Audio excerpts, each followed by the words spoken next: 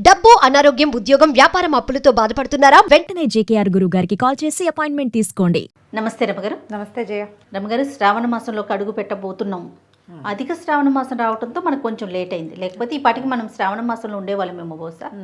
మరి శ్రావణ మాసం యొక్క విశిష్టత, శ్రావణ మాసం అనగానే అందరికీ మనకు గుర్తొచ్చేది వరలక్ష్మి వ్రతం. లక్ష్మీదేవికి ప్రత్యేకంగా మనం పూజలు చేసుకుంటాం, ఆడవారంతా కూడా నోములు నోచుకుంటూ ఉంటారు. సో ఈ మాసం యొక్క విశిష్టత ఒకసారి మాట్లాడుకుందామండి. మనం ఏటా 5 ఏళ్ల నుంచి చెప్తూనే ఉన్నాం. ఏ సంవత్సరానికి ఆ సంవత్సరమే వరలక్ష్మి వ్రతాలు కూడా ఏటా చేసేవే. మళ్ళీ ఏంటో ఒక హైరాణ, ఏంటో ఒక ఎంతూసియాజం, ఒక ఎక్సైట్మెంట్. అవును అవును. ప్రతి వాళ్ళకి ఇంచుమించు అందరి ఇళ్లలోనూ ఈ వాతావరణం ఉంటుంది. ఇల్లు శుభ్రాలు చేసుకోవటాలు, కొత్త వస్తువులు కొనుక్కోవటాలు, కొత్త బంగారం కొంటాం, చీరలు కొంటాం, ఏమైనా నోములు, కొత్త నోములు ఉంటే అవి చూసుకోవటం, ఆల్రెడీ నోముల్లో ఉన్నవాళ్ళు ఎన్ని చేసాం ఇంకా ఎన్ని చేయాలి లెక్కెట్టుకోవటాలు, ఇబ్బందులు సబ్బందులు బోల్డని. వరలక్ష్మి వ్రతం అంటే ఈ మన శ్రావణ మాసం అంటే శ్రవణ సంబంధమైన మాసం. శ్రవణ నక్షత్రం వెంకటేశ్వర స్వామి వారి నక్షత్రం శ్రవణం. అయితే స్వామివారికి అమ్మవారు ఎట్లా అంటే నిత్యానపాయిని, స్వామిని వదిలి ఉండదు. వారికి సంబంధించిన ఈ మాసము లక్ష్మీప్రదమని, ఆమెను పూజిస్తే ఎక్కువ ప్రసన్నురాలవుతుందని చెప్తారు. ఈ శ్రావణ మాసాన్ని నభోమాసం అంటారు సంస్కృతంలో, వర్షాకాలపు మాసం. ఈ వానల్లోనే నోములు, వ్రతాలు, పూజలు, వానలు అవి ఇవి కలిసే ఉంటాయి. అంతే. అటగే పరిగెత్తుకుంటూ ఏదో షాపింగ్లు, సరదాలు, ఇంట్లో పనులు, శుభ్రాలు గిభ్రాలు చేసుకుంటాం. మనకు కొంచెం అవకాశం వచ్చింది కాబట్టి ఆషాఢంలోనే శుభ్రాలు కాకుండా అధిక శ్రావణంలో చేసుకుంటూ ఉండుండొచ్చు కొంతమంది. శ్రావణంలో ఈసారి 5 శుక్రవారాలు వచ్చినాయి, 4 మంగళవారాలు వచ్చినాయి. శ్రావణ శుక్రవారాలు, శ్రావణ మంగళవారాలు. శుక్రవారం లక్ష్మీ పూజ, మంగళవారం గౌరీ పూజ చేసుకుంటే విశేషమైన ఫలితం లభిస్తుంది. ఇదేంటంటే పూజించుకోవడానికి మంచి అవకాశం. అవును అవును. దీనివల్ల అదేదో పడిపోతుంది అనుకోవద్దు. ఈ మాసంలో మనం అమ్మని పూజించాలి, అది మనకి మంచిది. మాసం యొక్క విశిష్టత, ఆస విశిష్టత. ఈ కాలం మంచిది. ఈ మామూలుగానే ప్రసన్నురాలుగా ఉంటుంది, పూజిస్తే ప్రసన్నురాలు అవుతుంది లక్ష్మీదేవి. ఈ మాసంలో మరింత అధిక ప్రసన్నురాలుగా ఉంటుంది కాబట్టి వదిలేయకుండా ఏదో ఒక రోజు, ఏదో ఒక వారమైనా పూజ చేసుకోండి అని చెప్తారు. వరలక్ష్మి వ్రతం విధానంగా కలశం పెట్టుకుని వాయినం ఇచ్చి, తర్వాత ఏమో 9 రకాల పిండి వంటలు చేసి, ఇలా నియమంగా చేసే పద్ధతి ఉన్న వాళ్ళు అది చేసుకుంటారు. ఓకే. ఒకవేళ నియమాలు లేవు, ఊరికే పూజ, శుక్రవారం మంచిదేని 5 శుక్రవారాలు లక్ష్మీ పూజ చేసుకోవచ్చు. లక్ష్మీదేవికి పాయసము అవి ఇష్టం అంటారు. శనగపప్పుతో చేసిన ఏ భక్ష్యమైనా ఆవిడకి ఇష్టం. మైసూరు పాకు లాంటివి శనగ పిండితో చేసినవి అవి కూడా నివేదన చేయొచ్చు. ఎంత శక్తి ఉంటే అంతమ్మా, శక్తి మేర. మనం నూనె పదార్థాలు చేయలేకపోతావు, పాయసంలోనే పరమాన్నం చేస్తామా, ఒక గుప్పెడు శనగపప్పు వేసి చేయండి, అంతే. ఎంత హాయిగా ఉంటుంది. అవును, సింపుల్గా అవుతుంది. అమ్మవారికి ఇష్టమైంది పెట్టామని ఒక మనకు సంతోషం కూడా ఉంటుంది. అందుకని ఏం చేయొచ్చు, మన ఇంట్లో ఉన్నా లేకపోయినా మనం పూజ చేసుకోవచ్చు. ఓకే. పైగా ఒక సంవత్సరం చేసాం, నిరుడు చేసాం, ఈ సంవత్సరం చేయలేకపోతున్నాం, ఏదైనా కొంప మునిగిపోతుంది, అలా భయపడద్దు. కుదిరితే చేసుకుంటాం, లేకపోతే శ్రద్ధగా ఒక దండం పెట్టు. అపరాధ సహస్రాలు చెప్పుకుంటాం కదా మనం, అంతే కదా. మామూలుగా నిరుడు బాగా చేసుకోగలిగానమా, ఈ సంవత్సరం నేను సేవించలేకపోతున్నా, నమస్కారంతో సరిపెట్టుకోమని ఒక అపరాధం చెప్పుకోవటం, ఓ నమస్కారం చేసుకోవటం. చక్కగా 5 వారాలు చేసుకోవచ్చు.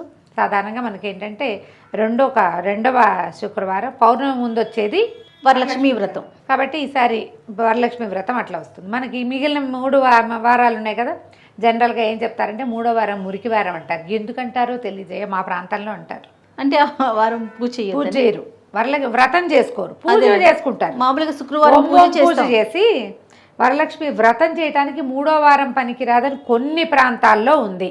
ఓహో. మా ప్రాంతంలో చెప్తారు 3వ వారం మురికి వారం అని. మరి ఎందుకు అలా అంటారో తెలీదు, దాని మీద ఎప్పుడు ఎక్కడా వినలా నేను, మా వాళ్ళే అంటూ ఉంటారు. అదేలేండి అదే. అవకాశం ఉంటే ఇక మొదటి 2 వారాలు కుదరలా, చివరి 2 వారాలు కుదరలా, 3వ వారమే కుదిరింది, ఏమిటి అంతే చేసుకోవడమే. ఇక అంత ఆలోచించడం అసలు అనవసరం అనిపిస్తుంది అంతే. చివరి వారం కుదిరినా చేసుకోవచ్చు.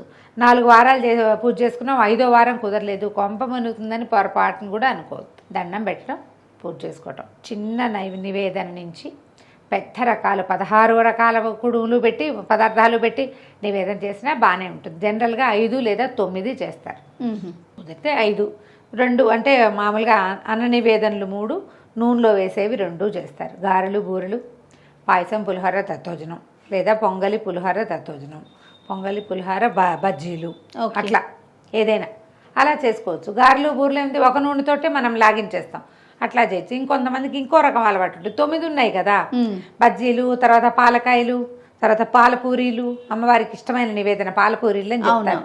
మరి ఆవిడ ఎప్పుడు తిన్నదో వీళ్ళు ఎప్పుడు చూస్తారో తెలియదు, కానీ నేను కూడా అదే అనుకుంటా, శనగపప్పు ఆవిడకి ఇష్టమని ఎందుకు చెప్తారు అని. ఇంక ఏ నైవేద్యమైనా అంతే కదా రమ్మగారు, పలానా స్వామికి పలానాది ఇష్టం, అదే అలా చెప్పేసుకుంటాం, అనేసుకుంటూ ఉంటాం. అందుకని చేసుకుంటాం. మీరు ఎలా కుదిరితే అట్లా చేసుకుని ఈ శ్రావణ మాసం మనకి 5 వారాలు వచ్చాయి కాబట్టి 5 వారాలు శుభ్రంగా సౌకర్యంగా అవస్థ పడకుండా, ఏ రకమైన కాంప్లికేషన్స్కి లోనైపోకుండా, భయపడకుండా, దీపారాధన మలిగిపోయిందని భయపడ్డం.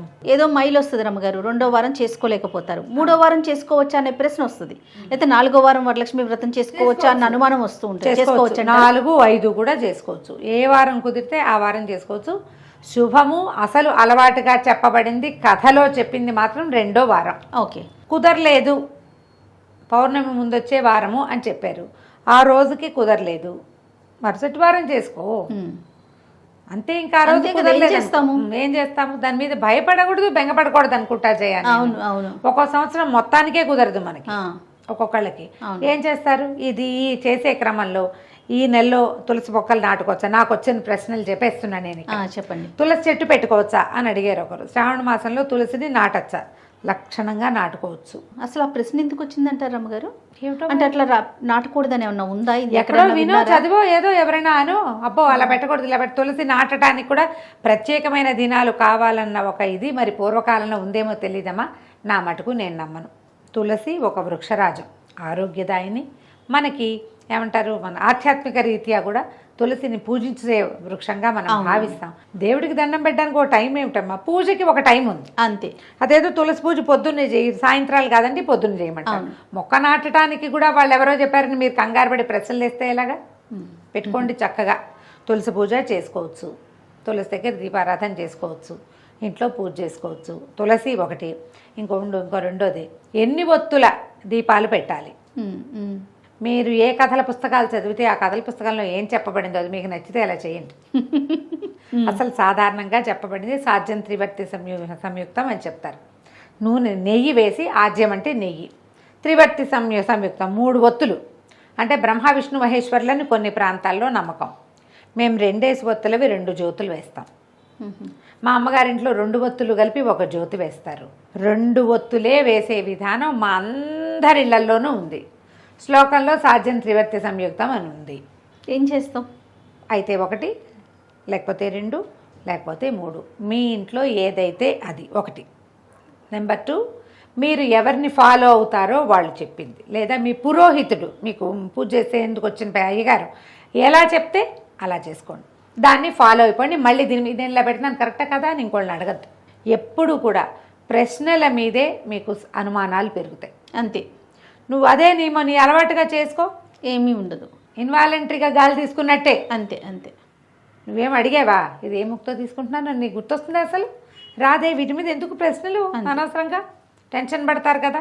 ఏం పడకండి, హాయిగా పూజ చేసుకోండి, చక్కగా చదువుకోండి. లక్ష్మీ అష్టోత్తరం చదువుకోవచ్చు, అష్టోత్తర శతనామావళితోటి ప్రకృత్యే నమః, ఓం వికృత్యే నమః అని ఒక్కొక్క నామంతో పువ్వులు వేసి పూజ చేసుకోవచ్చు.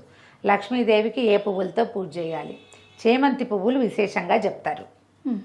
మీ వాకిళ్లల్లో ఉంటే పారిజాతాలు, నందివర్ధనం, గరుడవర్ధనం, కనకాంబరాలు వాటితోటి కూడా చేసుకోవచ్చు. మల్లెలు, మొల్లలు దొరికితే వాటితోటి చేసుకోవచ్చు. జాజి పూలు దొరుకుతాయి, జాజి కూడా విశేషంగా చెప్తారు అమ్మవారికి. సంపెంగలు అవి దొరికితే చేసుకోవచ్చు. కమలాలు దొరికితే మరీ శ్రేష్టం. ఆవిడ కమలాలయ్య కాబట్టి పద్మంలో పుట్టిందని చెప్తారు కాబట్టి ఆ పద్మాలతోటి పూజ.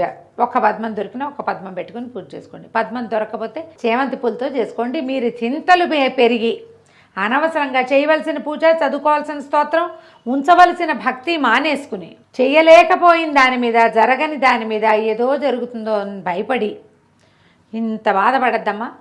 భక్తుడికి మన తాలూకు భక్తి అనురక్తియే కావాలి. అందుకే భగవంతుడికి కావాల్సింది మన భక్తే, పువ్వు పూజ కాదు. కాబట్టి ఇవి శ్రేష్టం అని చెప్పారు. అవకాశం ఉంటే చెయ్యి, లేకపోతే మాని. అంతే. అవకాశం కోసం ప్రయత్నం చేయొచ్చు కదా. వాకిళ్లల్లో ఉండే పువ్వులతోటి చక్కగా పూజ చేసుకోవచ్చు. పర్వము వాటితో చేయొచ్చు. తర్వాత ఏమో మన బిల్వదళాలు.